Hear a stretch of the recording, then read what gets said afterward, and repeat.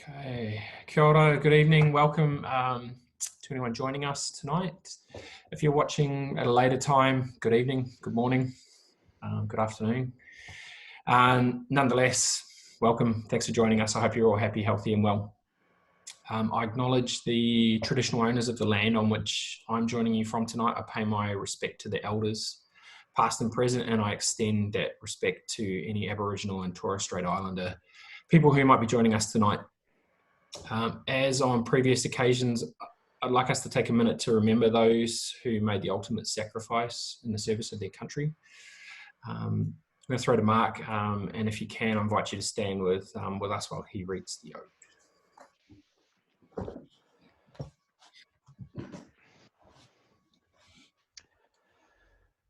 They shall grow not old, as we that are left grow old. Age shall not weary them, nor the years condemn. At the going down of the sun, and in the morning, we will remember them. We'll remember them. Lord God of hosts, be with us yet, lest we forget.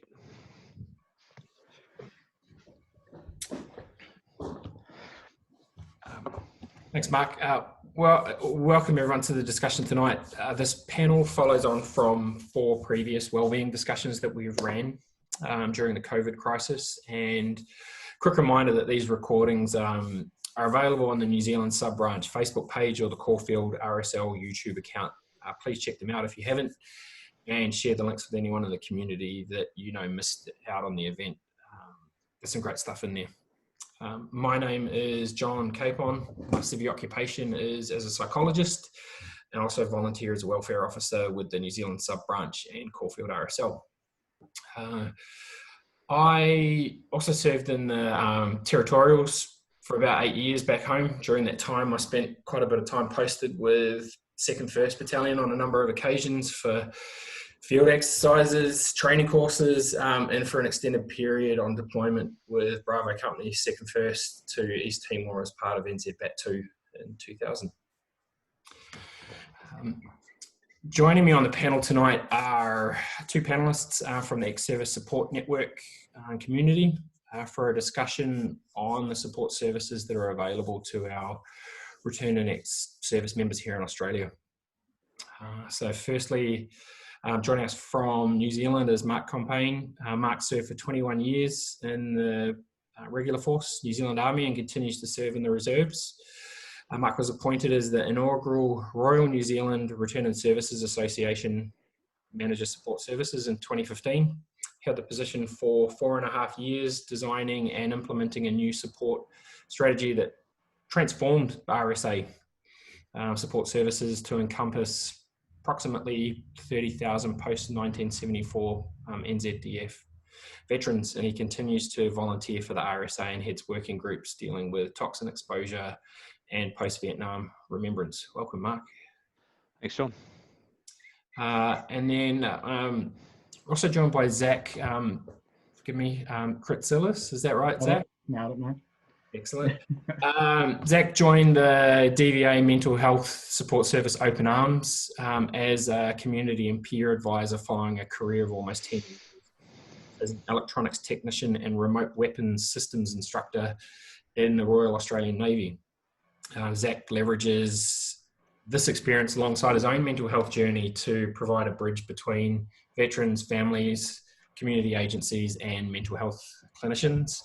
Welcome, Zak. Thanks for joining us. Thanks for having me, mate. As I've done sort of in previous events, tonight we are going to talk mental health. Given we can't all be together in one place, it's hard to know just how everyone's going. If anything that's discussed tonight is upsetting or distressing, please do know that you're not alone and you don't have to suffer in silence. Please reach out to a mate, maybe someone from the RSL, talk to a friend or a family member, or call one of the great helplines that are out there, like Open Arms, Lifeline, etc. I'm going to put the contact details for some of these in the chat function now. So hopefully you start to see some of those.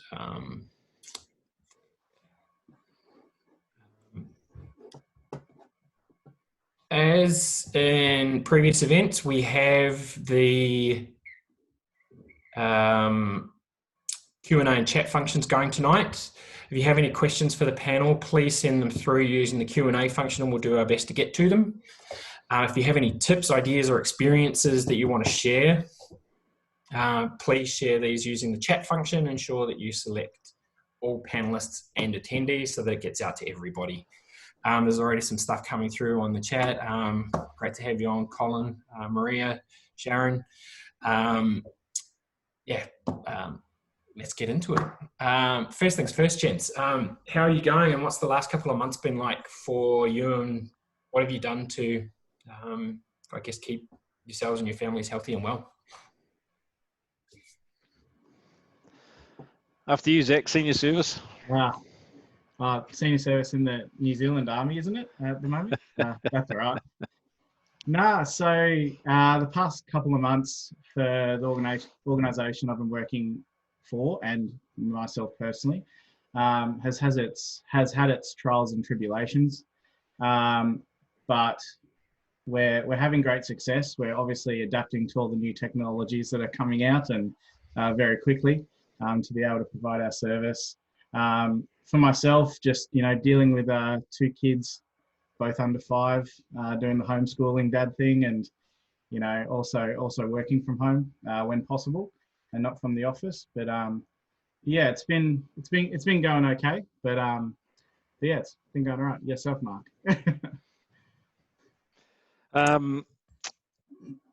John, thank you. On behalf of the Army and RSA in New Zealand, thank you for this opportunity, and to Caulfield RSA. G'day to the diggers in Australia and in New Zealand, comrades and supporters. The last couple of months has been quite frantic as we have supported the government's response to COVID-19. I work for the Ministry of Primary Industries now, so we've been looking at the impact not only now on our primary industries around agriculture and trade, etc., but also what the next sort of 18 to 24 months is going to look like. So it has been challenging trying to do that in a virtual world, but it seems to have settled once we got some connectivity issues sorted, and people have sort of adapted pretty well but I think we're all looking forward to just having that face-to-face in due course. Yeah, I think everyone's kind of scrambled to get up to speed with the technology and everything, and be interesting to see what kind of is maintained as we come out of this, and what changes there are to the ways in which we work. Well, I'm not sure about hot desking anymore. Zach, my experience has been largely the same. I've got 2 kids under 5. My wife's working. I unfortunately haven't been working, but I think I was saying earlier, I'm a little bit of an introvert, so I've quite enjoyed the time at home, having the world at arm's length. So, but it seems like here and at home things are starting to ease up. So hopefully we get back to a point where RSL's open again. We're able to get out and about and actually be face to face with one another. Mark, 21 years in the regular force, and you continue to serve in the reserves. You must have seen some serious changes over that time. We won't talk individual weapons, or firing pins might come up, and I'll probably put my foot in it and talk about SLRs. Nice rifles. Yeah.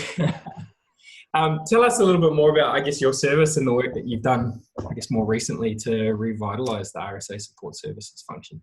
Yeah, well, I guess, long service in the military gives you a good foundation, I guess, to understand some of those challenges from not only from the service person's point of view, but also for those of the families, the spouses, partners and children that also have to negotiate some of those challenges. So, and then, we were of a generation that was lucky to have it, well, lucky in a manner of speaking, to have the opportunity to serve overseas on operations, and that comes with some growth, some trauma, and some post-traumatic trauma growth, or post-trauma growth. So it's kind of felt that number of stars had aligned, if you like, when the opportunity came to have a look at this role. I've always been interested in looking after veterans. I had a number of World War I through to Vietnam veterans that I knew and sort of took an interest in. So as I left the regular force and started to establish a life outside of that, saw the opportunity to sort of be involved at the local level on a more permanent basis. And that led to a few discussions over the years, and then the opportunity to join the national office, who wanted to take a new approach to how support services was structured and organised. In the past, it was mainly devolved at the local level, and I guess that was fine for a number of decades when the support was being provided by fellow veterans or fellow ex-service. As those numbers fell away from participating actively, not only in the support network, but also in the actual running of the local association, we started to see the club functions, basically becoming the major focus of these local associations, to the detriment of those who had served, particularly those of us who served after the Vietnam War, because our deeds are not legion. They're not well understood. The whole issue of professional forces, the community not being involved by and large, coming back to our camps and bases and not having to reintegrate into society in one fell swoop. So I had formulated some ideas at the local level, and I was given the opportunity to really refocus what I had seen growing up around the RSA, seen as two major gaps. One, we had lost the advocacy battle space. The RSA was not effectively advocating, and particularly not around issues related to post-Vietnam. And again, whilst the RSA and the ACs had changed the membership to include service people, it was done basically to get membership, because the support function wasn't extended to them until sometime, some decades later. But again, nothing, the RSA really never made good on that function. And so we were really putting the returned and service back into that function. So we designed a strategy that basically sought to regain the advocacy space around predominantly post-Vietnam issues, and that was mental health, transition, musculoskeletal issues of routine service, and again, our legislation, makes we can't manage that across one act. We have to manage that difference between routine service and operational service. So there are a number of key aspects, transition, mental health, that we focused on, but also then taking a national view and rolling out a national strategy for support services, so to try and lift the game locally, so it was more responsive and try and get out of the doldrums, quite frankly. And when I took over, there was no relationship with our partner organisations like the Canadian Legion or the RSL, for that matter, at a sort of national level where we could discuss this type of thing. There was no, I had not heard of, New Zealand veterans in Australia, for example, which is quite shocking for the RSA, which, is the national, what was the traditional RSA, veteran organisation. So yeah, it was so really focused on developing timely and credible, support services, and trying to, if the local associations weren't going to respond, then try to develop a capability that would include that area. And there was, as you can imagine, there was a lot of politics to navigate, a lot of relationships to try and remake. But we've got things now like a district support advisor for Australia, a district support manager for Australia. So in Val Church, who I served with, so that's given us a real boost in our capability to actually, support our men and women who served in the Defence Force, regardless of whether they went on operations or not. It's not about that anymore. It's about service. So that gives us a real foot in the door. And I have to, go online and saying Geelong RSL through one individual case that we were dealing with who reached out to us, has given us that insight into the RSL and the ability to actually mobilise support as well. So I want to get over to Geelong and say g'day to these guys and girls who helped us. You'd be more than welcome to drop in and catch up with us as well, I'm sure. Thanks for that run through. It's really awesome to see, I guess, an increase in terms of that advocacy space. And I guess if I think about one of my kind of recollections, kind of early 2000s, when they were kind of approached and asked to join the RSA, kind of having returned from East Timor, and it didn't feel right. It didn't feel like a welcoming or inclusive kind of environment, and I kind of, it sounds like you're doing some great work to up that space. So, the RSA as an organisation suffers, I think, largely from an identity crisis because it has shifted from its core focus. And I mean, you look at our membership; it's mostly associates, and a lot of effort running hospitality businesses that it's a dying business model, and it's tying up assets and our ability to function, more effectively. And, there's a number of issues, but it certainly hasn't been helped by previous incumbents within the RSA at all levels to not have the foresight to build a continuous relationship with succeeding generations. But there were voices in the wild, in the RSA review annual newsletters, newspapers, and that there in the 1970s, there was a World War II lieutenant colonel who was saying we need to extend and open up our membership to all who served, because he could see the writing on the wall. But nothing like a crisis to generate a response.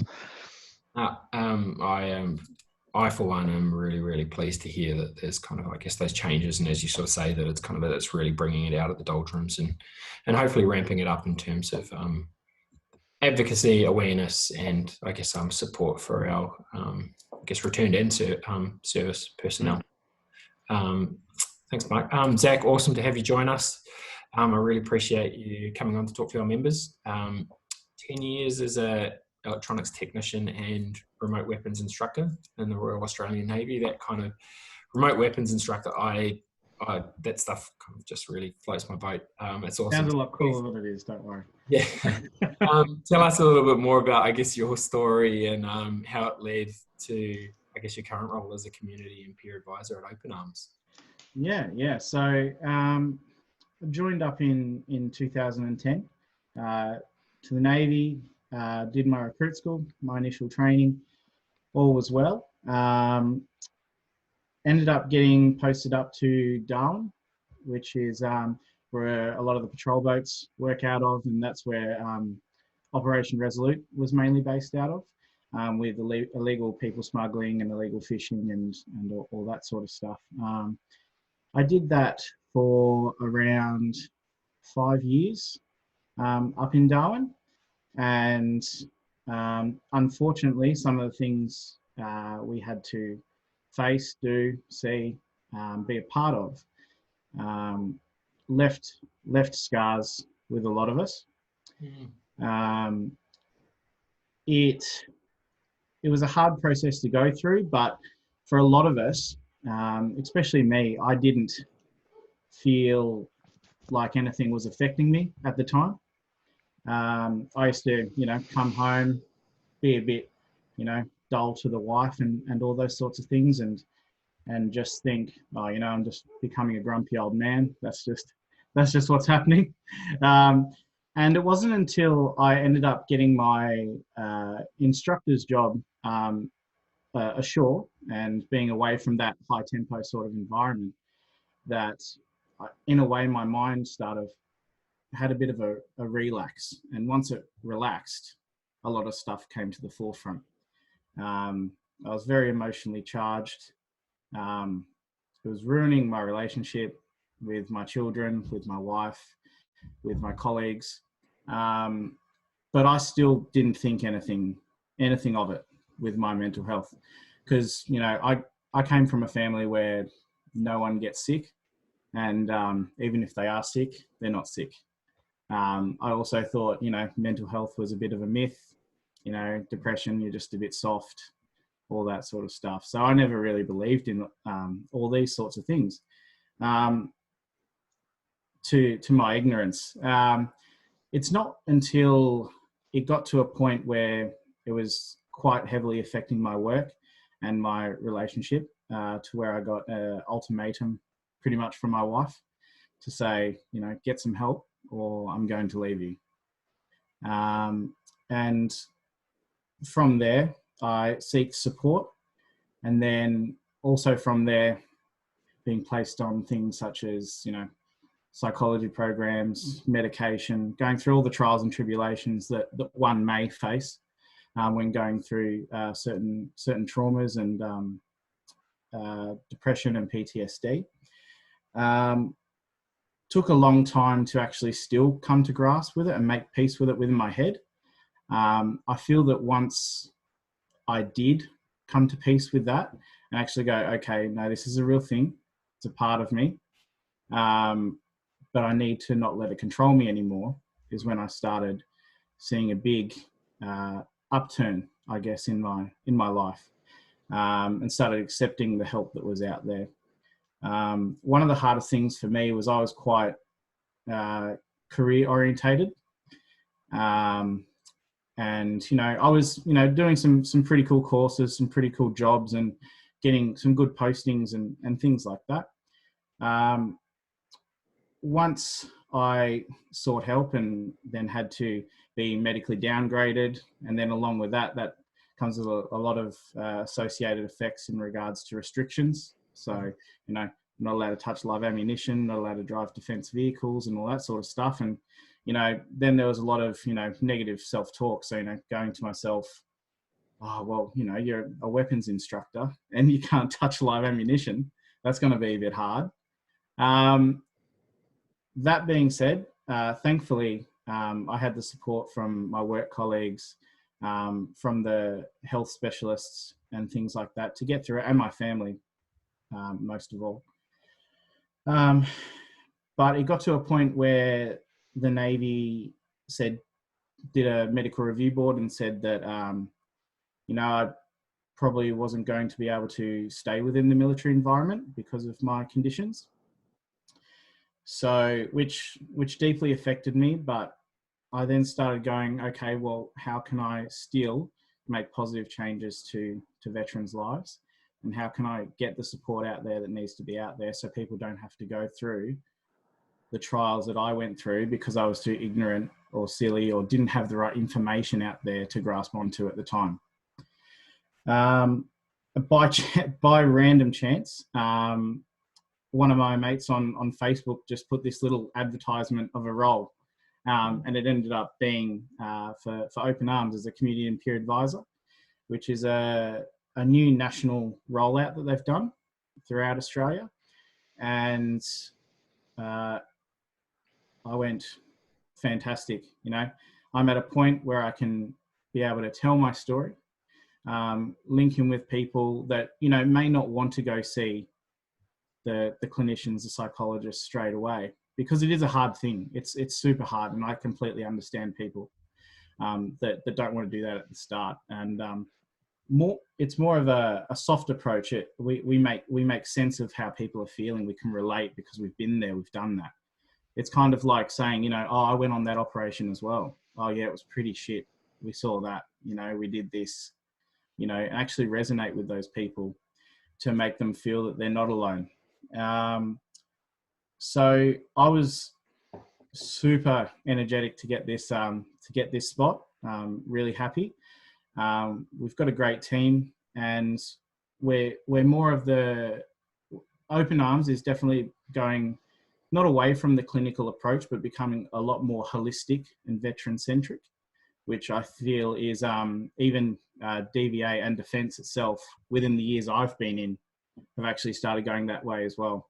So, we may not be able to help you with the trauma side of things. We can help you with things with, social reintegration or linking you in with services that needs to happen.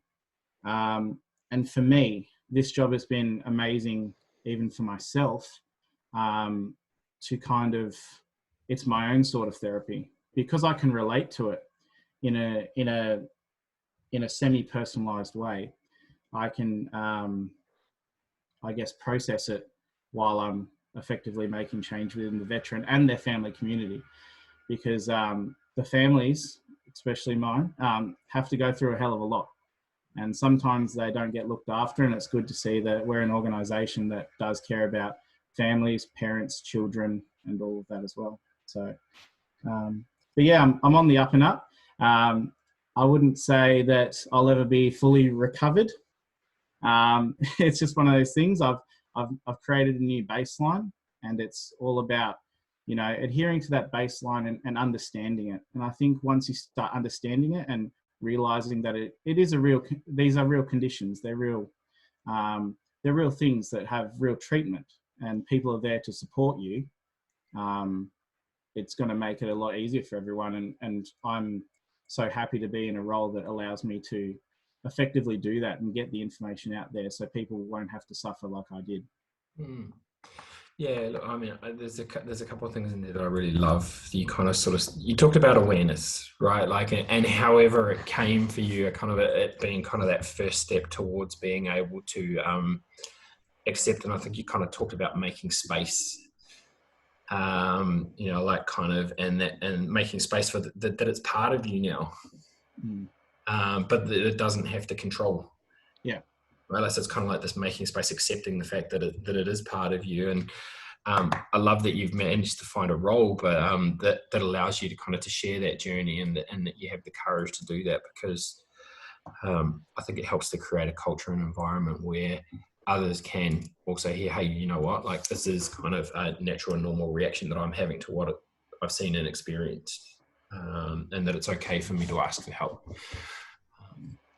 Yeah, so I think that's such a big thing, is even meeting someone that may have similar issues to yourself, and being able to just talk it out, you know, and not, you know, it doesn't have to be in a clinical sense. It can just be like, hey mate, how you feeling today?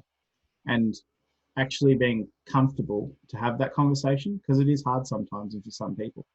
And one of the biggest things for me is that helped me was, you know, once I started becoming more comfortable and being more aware and being able to talk about it more, I found out that there was actually quite a lot of people that felt the same way, even within my own workplace of 20. And from that, those conversations arise, and it becomes a more normal thing.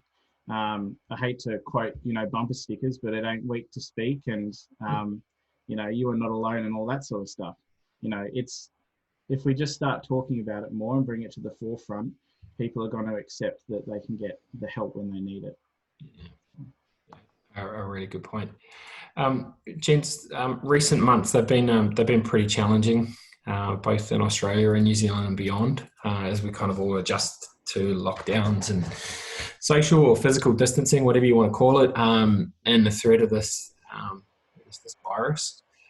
What are some of the themes you've noticed or you've observed in terms of ex-service personnel support needs during this time? Well, I think I've noticed and in certain circumstances, a resilience born of our training. You know, and I'm sure the jokes amongst the militaries are the same worldwide. This isn't much different from basic training, being told to go there, do this, sit still, don't say that, you know, all the rest of it. And we're living in our houses, you know, rather than a barrack room with 7 other smelly guys. So from that perspective, you know, I guess our training has given us some resilience, but that can be sorely tested again when you overlay any trauma or injury, you know, physical or psychological wounds and injuries on top of the demands of raising a family in this situation, and the any issues over employment, you know, uncertainty over employment. So I guess that's all very well to joke about, but I think that's the danger. And as Zach said, because we don't recognise these things, because our minds are trained to accept obstacles, to expect them and to overcome them. And we don't think of ourselves as veterans because we didn't go to Gallipoli, and, you know, so we are not worthy, and, you know, all of those legitimacy, identity, stigma issues coalesce into a very dangerous situation. I haven't, in the lockdown, I haven't come across any cases or been referred to any cases, but I'm currently coaching one female veteran and one wife of a veteran. In my qualifications I've got as a coach and trauma counselling. And I can certainly see the pressures on the families as some of those things start to coalesce. And again, but it boils down to that. I think again, overcoming those legitimacy, identity, and stigma issues, and just asking for help. These are legitimate wounds that we have, and if we want to talk about it's not World War II and all the rest of it, well, for every combat fighting soldier in World War II, there was something like 14 in the logistics, in the CSS. And again, that's not to denigrate their service, because that would have come with its own stress and trauma. But combat is not the only requirement to be traumatized or stressed by operations. And I think if the veterans and the public sort of had a better understanding of that from their points of view, we might see improved uptake of earlier support. And that's why part of the support services strategy we developed was inherent on remembrance. So that was two sides of the same pillar, because remembrance will drive hopefully more people to seeking support earlier, because they have a sense that they are entitled and they are legitimate. Because let's face it, how did the staunch way work for those veterans who have been before us? With the alcohol and the family violence and the suicides, it didn't work for them. So as Zach pointed out, there is a way forward.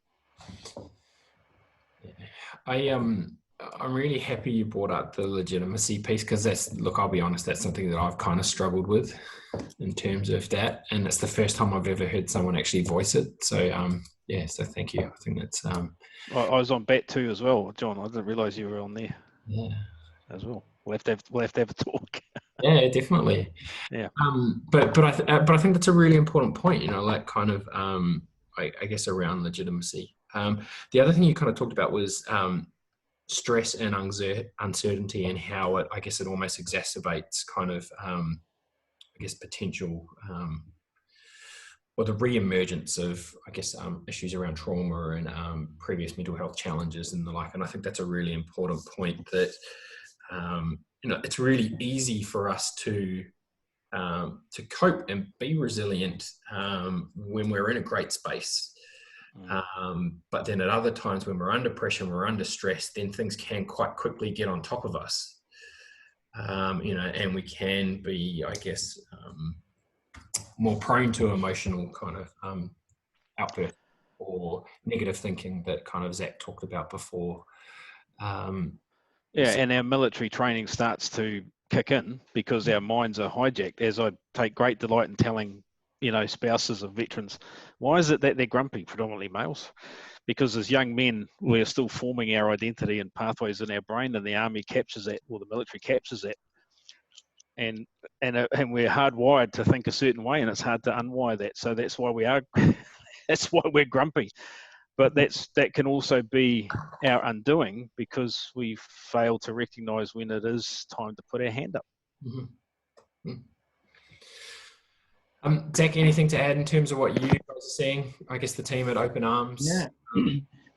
We saw at the start of COVID and the lockdowns and all the social isolation and things like that, we saw a little bit of a decrease in the number of people wanting to utilise the service.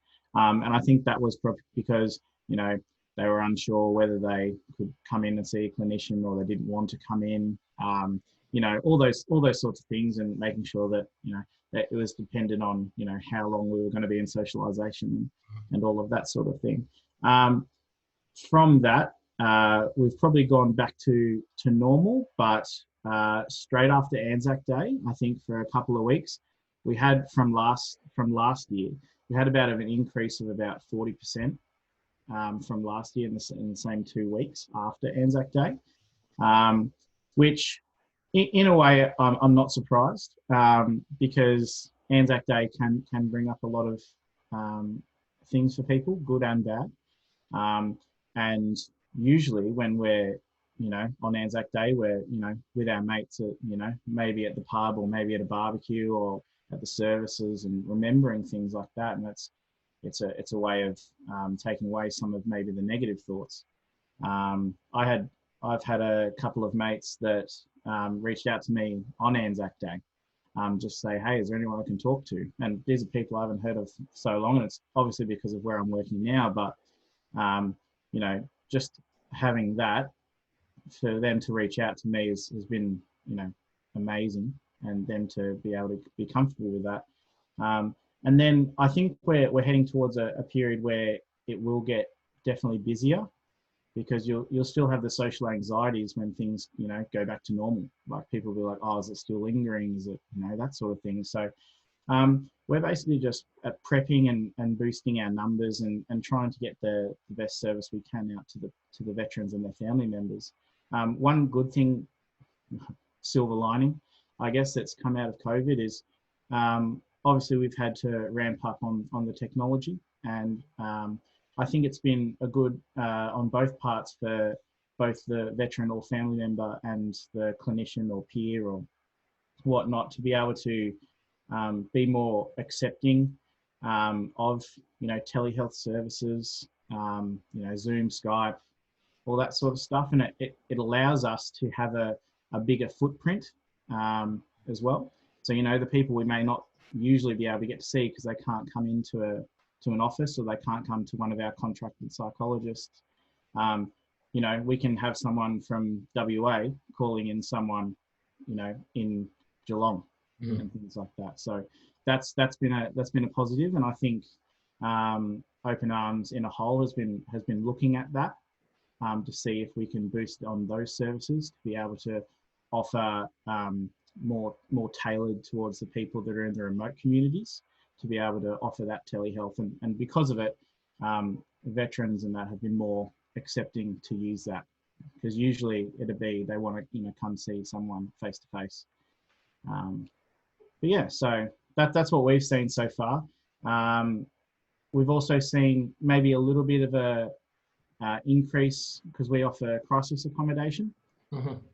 So we've had an increase, a little bit of an increase in not the uptake, but maybe the length of stay that we can approve on a case-by-case basis, depending on that certain individual.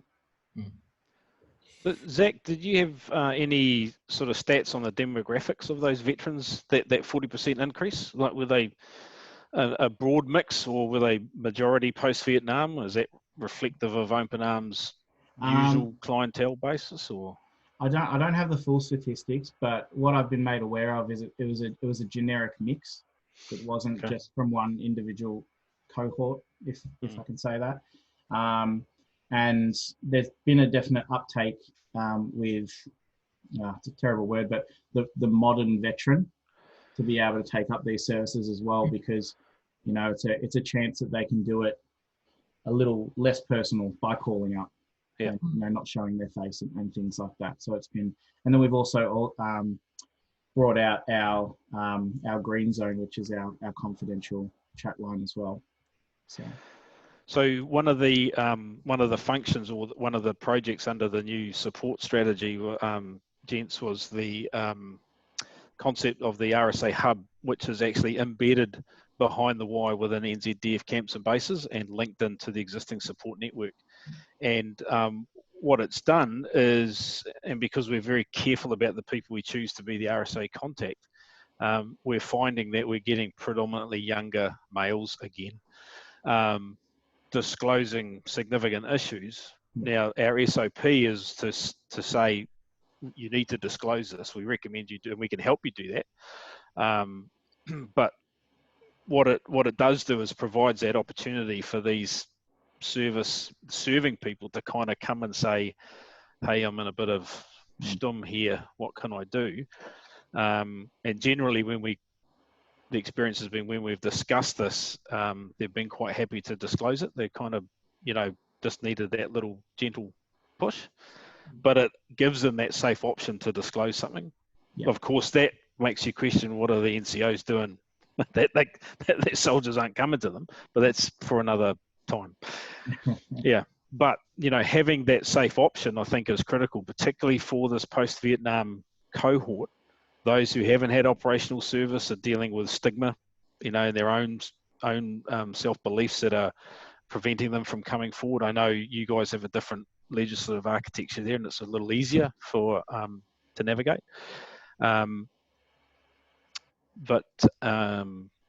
Yeah, I think it's really important to have that neutral safe zone for that cohorts, those generations of veterans after Vietnam, for all those issues around identity and stigma, because they still don't get. I mean, look, I was medevac from Afghanistan with PTSD after my 5th tour, and I was devastated as a professional soldier, as you can imagine. But I'd been suffering for that for 10 years before, and if anyone had, saw the real me, they would have picked it, but you did a good job of hiding it, and it cost you a marriage. It cost me a marriage. But never felt, where could I go? I was going to my family doctor from when I was a kid. That's the only place the RSA never struck me, even though I'd grown up with the RSA, it never struck me as a place. We didn't have things like NODUF in New Zealand, or the Soldier Sailor Airmen's Association of New Zealand, or the Veteran Surfers.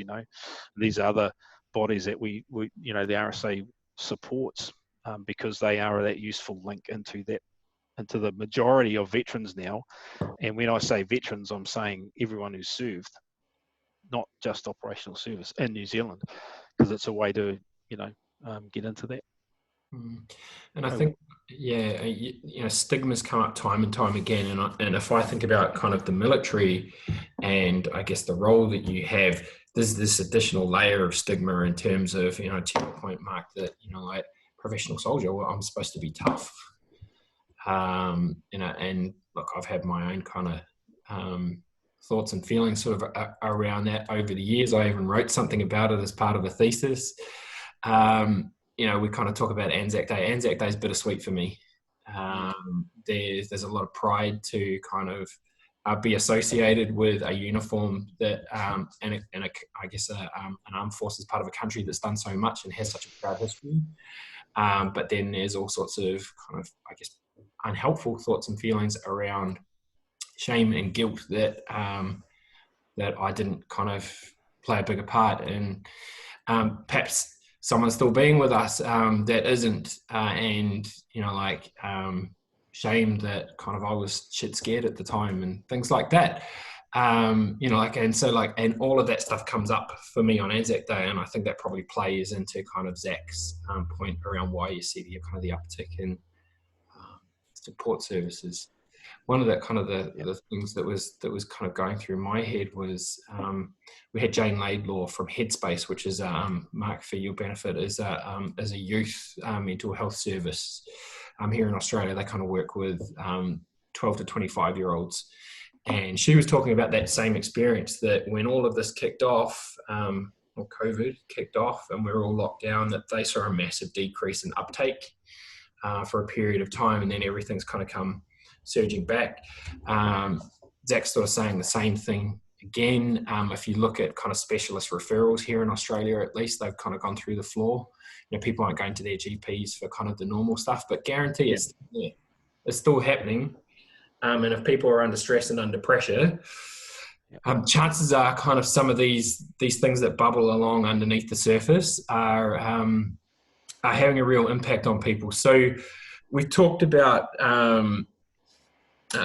grumpy old buggers.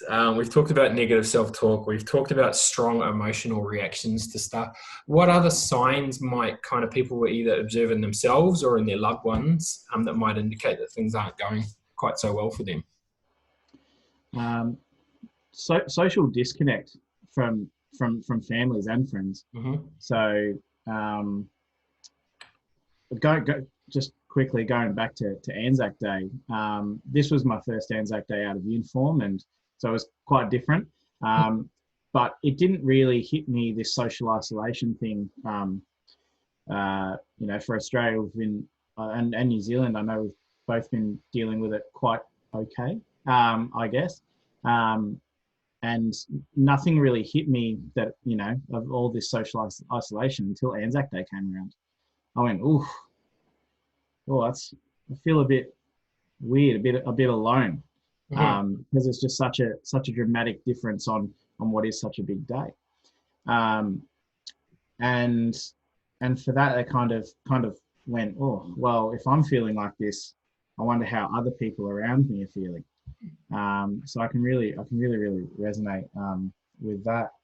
But yeah, so I'd say probably even more enhanced social isolation. So yeah, we've got our mandatory social isolation, but if you have people that are starting to drop off comms, or not maybe go out and do the things they want to, or be a bit more lethargic at home, not wanting to do things, finding it hard to get out of bed because some things might have been exacerbated, like lost jobs or that sort of thing. And I feel finding that's really hard. Also, with some of the people I've been talking to, is their support services have been closed down. Like, they've been seeing exercise physiologists, for their can't say that, skeletal work. And then the gym shut down. So they can't get the care. Their back hurts even more. All that sort of stuff. So it is really affecting people, particularly in the veteran space. And I think that with a lot of veterans, we're still trying to maintain that mental and physical resilience we get taught through training.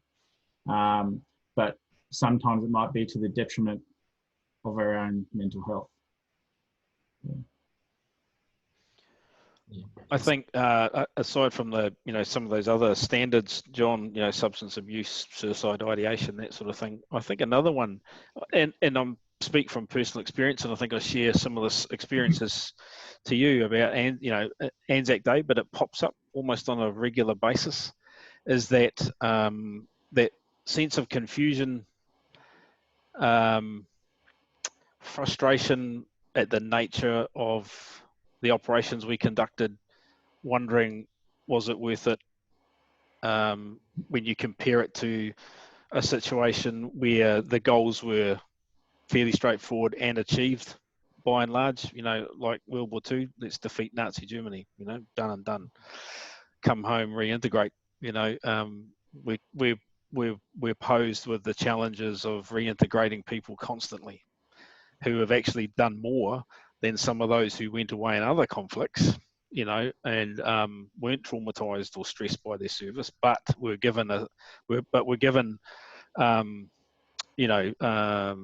acknowledgement and support by the nation, which some of our people don't get now in a number of ways. So that all, and again, my focus is particularly on that post-Vietnam generation, because that's where our biggest risk lies. So I find Anzac, but it pops up not just on Anzac Day. Something will happen, and you'll just start thinking about what happened to our people over there and other places, and you just got to, you wonder why we were sent over there with two arms tied behind our backs, and all those. As we get older, we see shades of grey. We understand there's a wider geopolitical picture at play. Nothing's done altruistically. So I think when you're locked down and you have those lack of supports, you might get captured more and more by the black dog nipping at your heels, and because those support functions aren't there, you're just more vulnerable. And again, that creates another source of tension, if you like. So wheels within wheels, as Zach was talking about, the frustration within yourself because you're not dealing with it, but your whole being has been taught from when we were young males and females to be a certain way. So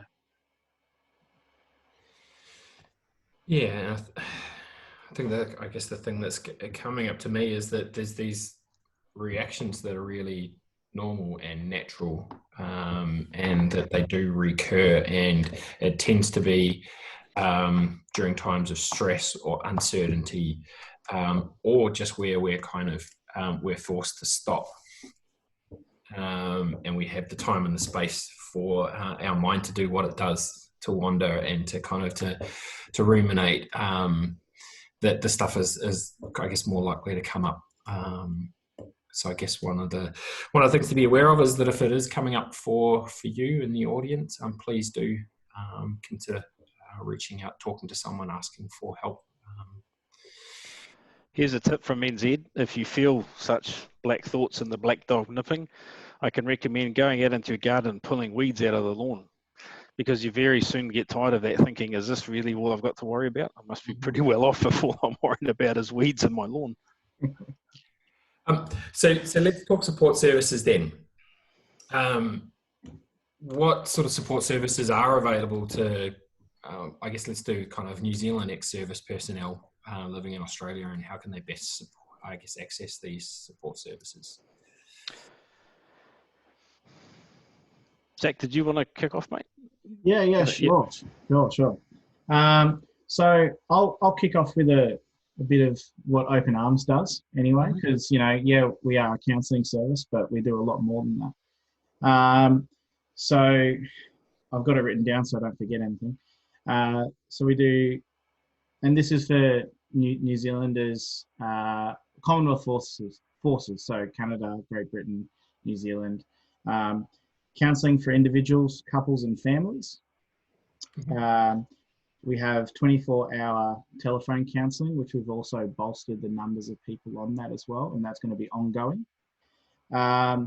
We have mental health training programs, so mental health first aid, assist, so it's applied suicide intervention training. We've got our peer support networks and our peer support workers. We have our self-help resources. We have crisis accommodation support, which is up to 5 days of crisis accommodation if for families or veterans, if in need. And that can be looked at on a case-by-case basis. We have group treatment programs as well. So we've got a lot of trauma programs broke into things like doing anger differently, coping with trauma. We've got a sleep and mindfulness program as well. So we can harness in on select areas and not just attack it all at once. So they're always facilitated. And then we've also got suicide prevention courses. So for the current serving people, that's eligible to current serving and ex-serving. It's completely confidential. Doesn't go through to DVA, it doesn't go through defence unless defence has asked for a psychological referral from your command. All right, but if you just come into our office or you call the 1-800 number, that's completely confidential and it goes nowhere but our system. Okay. What else? So we've also got young veterans, which is another young veterans, the RSL. We've got the Bravery Trust, which is a trust fund for veterans that haven't had to do operational deployment, which they can get some financial help with bills and things like that, which is prevalent obviously during this crisis. Yeah, I'll think about some more while Mark goes on. Ooh.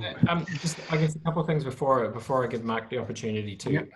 There's some awesome stuff in there, and it's really great to hear that. I guess Kiwis are able to access those services as well, and geez, yeah, that's big props to DVA for making that available. That it sounds like quite a lot of them are managing recovery, kind of early intervention space. But then the kind of the mindfulness stuff, the mental health first aid, the suicide assist, which is, I guess, suicide prevention training. Awesome from a upskilling perspective, right? Like, so people don't need to be in an injured or an unwell space to take that stuff up. Is that right? No. So you don't have to have any mental health conditions. You don't have to have operational service. You just have to have done 1 day continuous full-time service or hazardous services. Or for our group programs, partners and children of serving and ex-serving personnel can also join. Same with parents, carers, and things like that. So our group programs within the mental health training is absolutely top notch. I've done it whilst being in defence, as well as doing some of the training whilst being out. And they're, nationally, if not internationally accredited programs, which give you great skills. And I'd suggest anyone, if they're current serving or in a thing of have some authority to get your diggers or get your sailors, get your airmen or women, onto these programs, because the more, comfortable we are with this sort of talking and stuff, it's going to be helpful for everyone in the long run. Another thing is for current serving within Australia, it's all supported by Defence as well. So you don't have to take leave to go to these group programs and things like that. At the moment, because of COVID, we're starting to do some online programs, trying to put it all into a psycho ed sort of course, instructor led. We're doing some trial programs in Brisbane at the moment, and then we'll be releasing the dates for those programs when available. So one of the best ways to find out some more information on us is actually going to our Open Arms website. So openarms.gov.au, and that's got a suite of information on all our services provided. Or if you don't like the technology, just hop on the blower telephone and call 1-800-011-046, and we can get the information out to you as soon as possible. Awesome. And this might be one that kind of goes to Mark as well as to Zach. Does anyone know kind of how New Zealanders would demonstrate qualifying service? That's a question that's kind of come up for me. Like if I'm ringing up, I'm assuming there's a barrier to being able to access some of these services. What and how would we demonstrate, service that would allow access to those support services? So just quickly from me, in regards to getting sort of like a DVA white card and things like that, if you have accepted conditions from the New Zealand Veterans Affairs Network, that can be related to our Australian network to be able to utilise some of the services here that provide that, as well as, but with Open Arms, we take you on an individual basis. For qualifying service, you just need to let us know you're a veteran. If you don't have any of your records and stuff like that, we can negotiate that on a case-by-case basis, but we'll never leave anyone in the dark. Yeah. Okay. Fantastic. Mark? Yeah, so that's a question we've been asking of Defence actually for a wee while now, is the concept of a release ID card. We used to have them, just so that it's an easier form of identification for a number of reasons. But basically we still provide, usually require some evidence. So everyone who's left the Army in more recent decades has been given a certificate of service of some description or a release ID card. Now, oftentimes, if that's not available, we have a relationship with NZDF Archives where we can confirm someone's service number. So we won't get personal details, but if we've got a service number, we can just ring Defence Archives and say, do you have a file for this person? They come back and say, yes, that's a NZDF number, done. That's all we need. But it just helps keep the Walter Mitties out as well. But, we can see those coming sometimes. I'll just quickly, one thing I forgot is for Open Arms, we do 10 sessions, duty of care, without having to prove anything. But obviously, after that, trying to get that proof of service, but we will offer those 10 sessions as a care straight up. Sorry, I just wanted to make sure that was that way. So I guess for any New Zealand veterans in Australia, one way would be to either reach out to VA through the VA hotline, VA NZ that is, because they can do the same checks, or go to Val Church as the DSM Australia, and she can reach back to National Office and we can do a check, which we've done. So in terms of support, RSA or support for New Zealanders more generally, 3 broad areas there. There's direct support from RSA resource, and we would mobilise that typically via the DSM Australia, so Val Church. Sometimes we have relationships with individuals or RSLs like Geelong where something will crop up, but we'll always try and feed that back through Val. So, because she's got the relationships in Australia to mobilise stuff. But the sort of things we've done for the NZDF veterans is emergency visas, emergency grants, travel home. There's a number of waifs and strays we've tried to bring home without them being deported. And more recently, we've actually been able to fund, I think it's 2 assistance dogs using New Zealand poppy funds through a program in Australia for New Zealand veterans. Then of course we've got through Val and other mechanisms linking to existing services in Australia. So Open Arms obviously looks after the Commonwealth. Soldiering On has helped us navigate some mental health issues, some transition issues, for our guys and girls in Aussie. So it's about leveraging those other services, again, primarily through Val. And then VA have a hotline that New Zealand veterans can ring, obviously toll free. And VA have also got the relationship with DVA to help navigate the systems and provide services, through the white and card system, etc. And I understand also VA have been working with DVA to come up with a guide to accessing Australian entitlements to make it easier for the veterans and the support services. So that should make it a lot easier. But if for all those Kiwis out there who haven't, I encourage you to get hold of VA and just register. If you have operational services defined by the Act, register with VA, because you don't know when you'll need us, but we need to be able to find you. Some of the work we're doing around musculoskeletal injuries and environmental exposure to toxins and chemicals, we need to be able to track people down. If you didn't go on an operation as defined by the Act, get in touch with Val, because we can, work through the public health system and ACC for those kind of injuries. Yeah, great. No, thanks, Mark. There's some really great, stuff in there. Perhaps the key takeaway that I took from that was the idea of registering with Veterans Affairs back home if you have qualifying service, so that if you are in a position where you need it, that you're in the system, and hopefully that speeds up, the potential response. Yep. Gents, I'm sort of conscious of a little bit of time. We've gone a little bit over, and you've been very gracious. And just, before we wrap it up, it kind of seems like both Australia and New Zealand have done a really great job kind of navigating this whole pandemic, and it seems like we're on this journey back to whatever normal is going to look like into the future. But from your own personal perspective, what's one thing that you've done over this time that you'll look back on with fond memories, and one thing that you've really missed and looking forward to being able to get back to?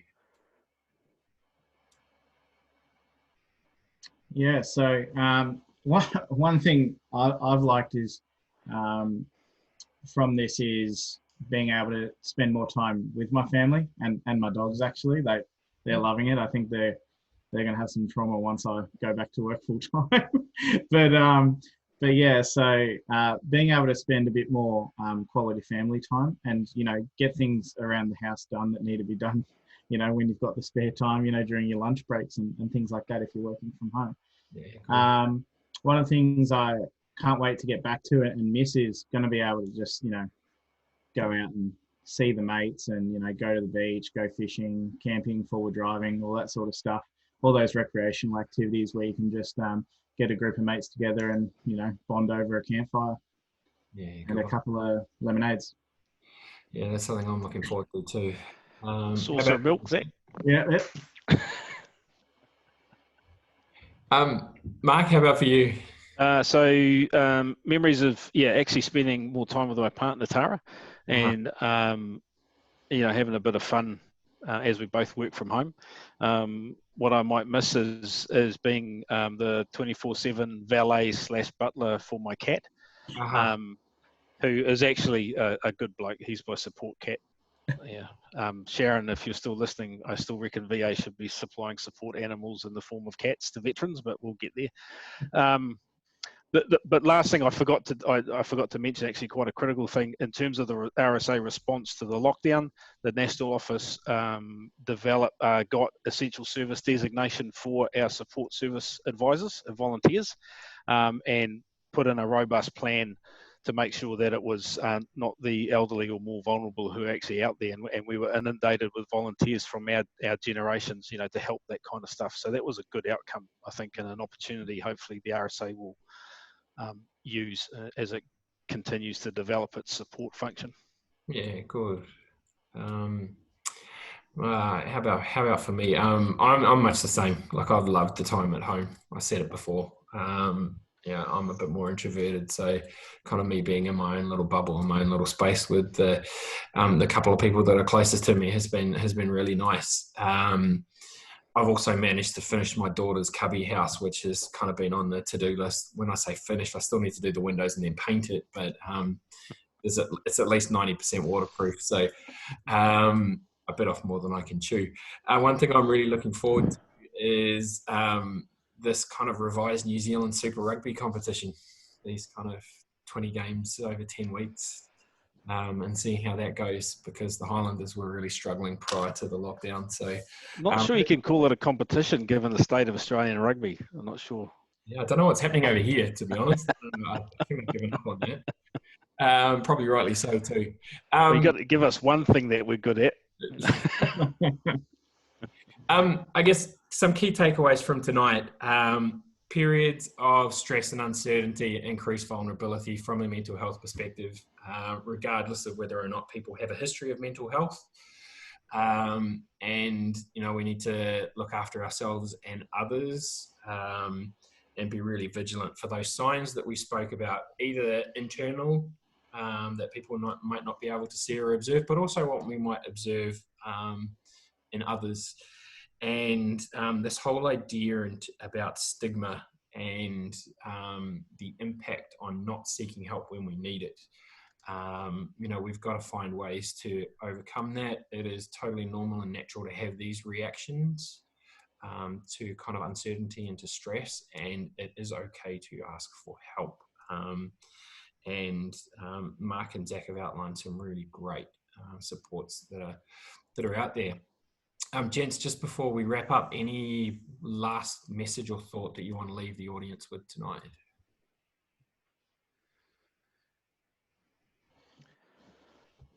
Don't be hard cases. Ask for help. Yeah, it's one of those things. It's easy to say now, but living it, it's a lot harder. So the biggest thing is to reach out. It doesn't matter, if you're just feeling, a little bit down. It's one of the good things about our service and a lot of other services out there is, we're not there to judge. We're not there if you have a mental health condition. Mm-hmm. Like, you could be in, let's say, recruit school, and you're just adjusting from moving out of home for the first time, and you just want to chat about that, or those sorts of things. Like, we're here for you, at the start and through the end, and then ongoing through, so current to X. And the same with family members, and that's another big thing I want to point out is, family members cop a lot of flack, and they deal with a lot of stuff that some people have no idea. And so, they serve as well, and they can reach out at any time also. So another thing is, no matter where you are in Victoria, I'm here as well as a couple of other guys. If you want to reach out to the peer support team, just call the number, look online, that sort of thing, and they'll get you in touch with one of us if you need that. So there is support services, no matter how big or little you're going through, but we're all here, and we all want to look after each other. Good man, thanks, Zak. Everyone, I guess that wraps up the discussion for the evening. To Mark and Zak, thank you. It's been fun, and a great insight into, I guess, to your service and how you continue to serve. So thank you. I can't express enough how grateful I am that you're both involved and that you've made the time to share your wisdom and advice so freely. Thanks also to everyone at home for tuning in and joining the conversation. I hope you found it enlightening and that you're able to take something away from the discussion. Seems like we are on the way out of, I guess, this current situation, and so hopefully sometime in the near future we can all be together physically again soon. Until then, be calm, be kind, stay safe, take care. Ka kite anō. Thanks, gents. Take care. Cool. Bye. Cheers, Zach. Nice to meet you, mate. Nice to meet you. Thanks, John. You're welcome. Thanks so much for your time.